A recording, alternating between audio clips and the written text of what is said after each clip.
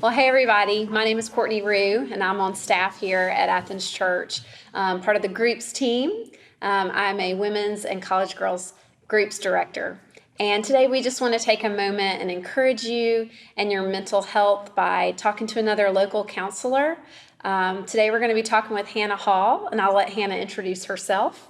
Yeah, so hi, I'm Hannah, and I am actually on staff here at Athens Church. I work in our high school and middle school ministry working with girls groups, and then I also am a counselor in the Athens-Oconee area. I work a lot with middle and high school students, college students, young adults, and really I'm just passionate about helping people realize their full potential through becoming mentally healthy. So I absolutely love my work here at the church, and I absolutely love my work as a counselor, and even the way that those kind of intersect sometimes. So thank you so much for having me, Courtney. Oh my goodness, yeah, thanks for being here.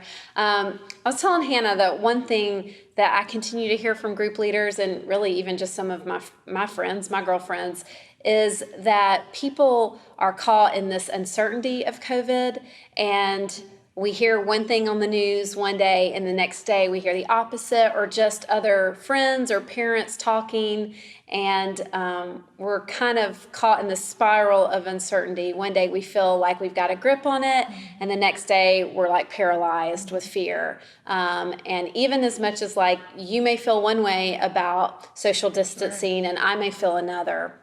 So it's kind of like this, Hannah and I have talked, it's kind of like this roller coaster of emotions. And so we're just going to spend a few minutes with Hannah. I think this talk will be really beneficial. If you can grab just 5 minutes and listen to it, Hannah's going to kind of talk us through what people are feeling, and I hope you'll be able to identify with some of that and maybe feel comforted that you're not alone. And then she's going to talk a little bit about how does Jesus step into that, and then she's gonna give us just some practical examples and end up with just some really good scripture that you can take home. So Hannah, let's start by just talking about what are people saying? Yeah. What are they feeling? How does the stress of the uncertainty of what COVID is doing and how we're gonna step forward, how's it playing out in people? Absolutely.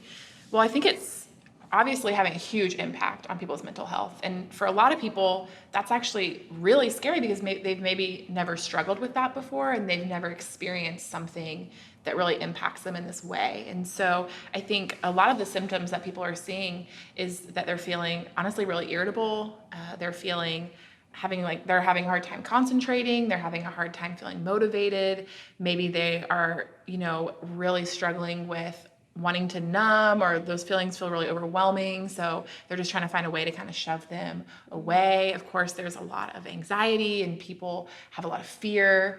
And so I think that sounds all across the board, right? That's just like a lot of different things that people are feeling. But I think ultimately it's just impacting everyone in such different ways. And then I think alongside that, there's also, that you kind of mentioned this up and this down. And so I feel like the biggest theme that I'm hearing from people is that, wow, I just do not know how I'm going to feel when I wake up.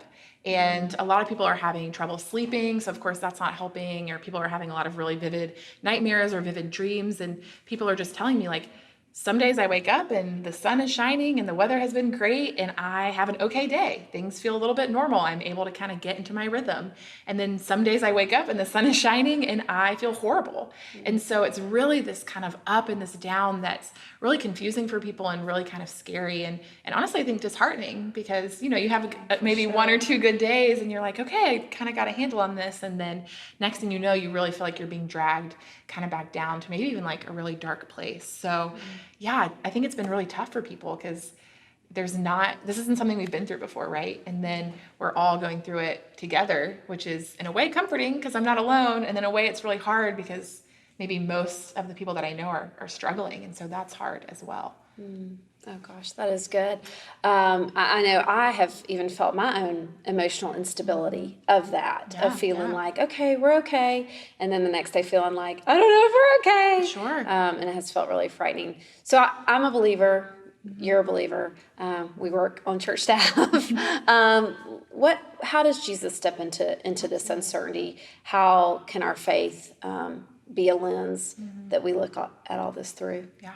So, I think as believers, we know that Jesus talks about that he's overcome this world, right? And he says, there's so many places in the Bible where he just says, like, don't be afraid, don't worry, like, take heart, I've overcome this. The battle is already won. And so as believers, I know that there's this part of us that really knows and believes that. The problem is that I think that really quickly gets clouded by everything else that's going on. And I think it also gets clouded by the fact that if you're anything like me, I'm like, okay, I want to do something, and then I want to be fixed and I want to move on. Like, I'm very practical. I'm like, okay, do this and then we're good.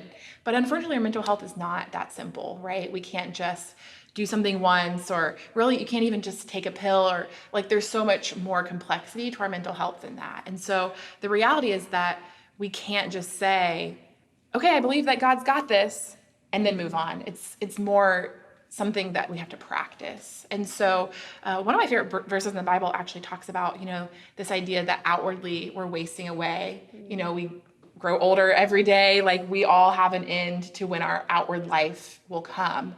But the Bible says that inwardly we're being renewed day by day. And for me, that's really encouraging, because to me, it brings to mind this idea of this practice of, I wake up every day and it's another chance to be renewed. It's another chance to connect with God. It's another chance to find ways to find encouragement or hope in this season. And so I think God's really calling us to that, is to find just maybe daily practices or rhythms or things that are really healthy for our inward renewal, which, is our emotions, our thought life, and all of those kind of things. Oh, that's so good. I've been doing the daily devotional, the time well spent, that we're doing together as a church. And even just yesterday, it was talking about, this line kind of leapt off the page at me, that it's not about perfection, right, that daily renewal, and that it's just about a relationship. And so for us also to realize, as we're being renewed, that we are going to have setbacks. Yeah, absolutely. And that's normal, that it's not about perfection, but that it's about each day His mercies are new. Yes, absolutely. We start over again. Oh, that's so good. Okay, so Jesus meets us with this, with overcoming, that we use the weapons of the world that are not our weapons, that we have prayer and daily meeting of Jesus. So practically talk us through, what does that look like? What are steps that we can do that help us not spiral? Yeah, absolutely. So Courtney, I think the reason that, we feel so stressed about this uncertainty is that we like to be in control. We like to know what's next. We like to know that I planned a vacation this summer and I'm going to get to go on it. And it's so hard, because right now this pandemic has really revealed to us that we are not in control.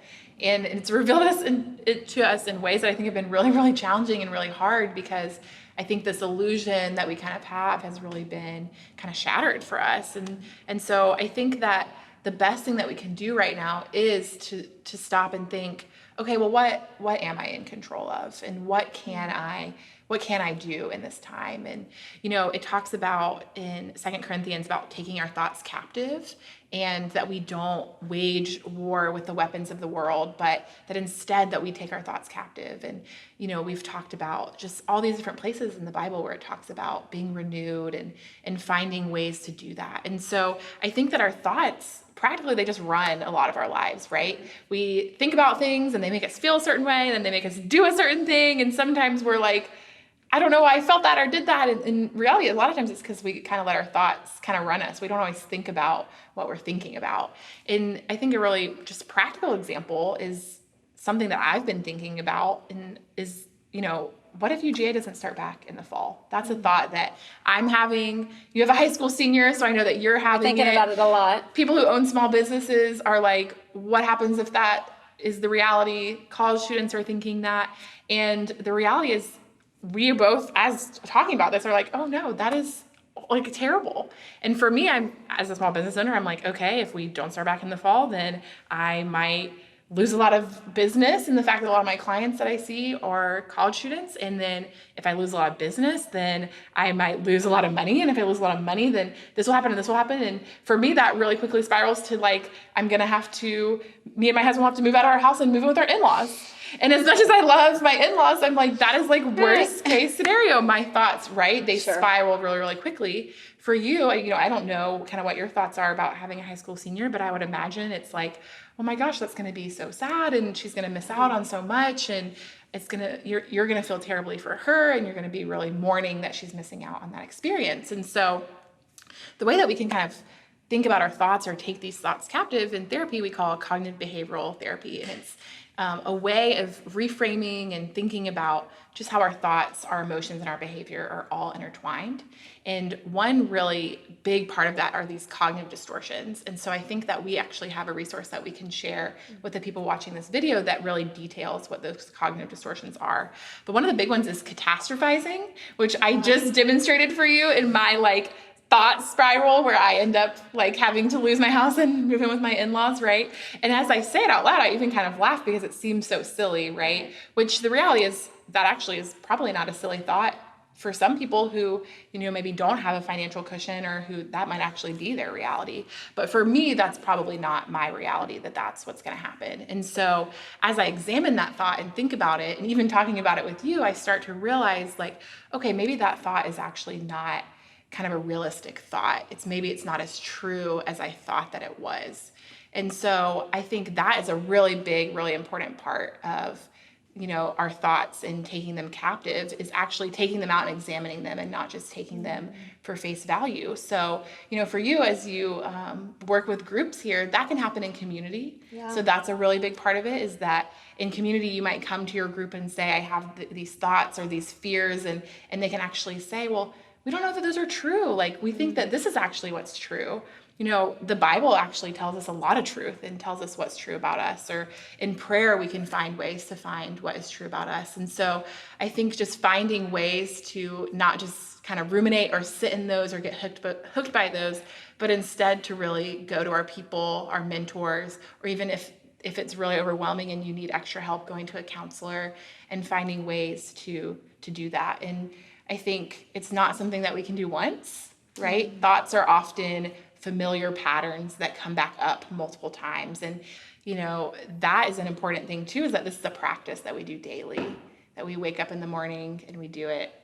We call our people and we do it, and we don't kind of allow ourselves to just be dragged along by our thoughts. And so I think that's just one really kind of practical example, is for us to find ways to not fight these thoughts with the weapons of the world, but instead to really take them captive and to use our relationship with God and our relationship with others to do that. That's so good. So part of understanding and being able to see those cognitive distortions involves another person or absolutely. A community. Mm-hmm. Oh, that's so good. Well, as we close, just earlier you were sharing a Bible verse that was just powerful and good. Share that again, and we can all kind of grab and land there. Yeah, absolutely.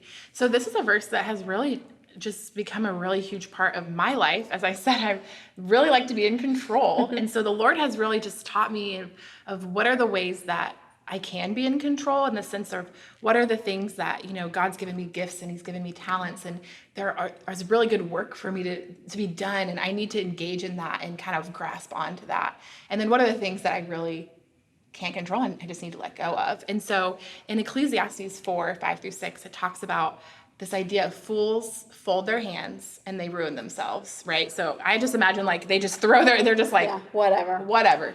I can't do it. I'm not in control. I just give up, right? It says in Ecclesiastes, it says, better one handful with tranquility than two handfuls with toil and chasing the wind.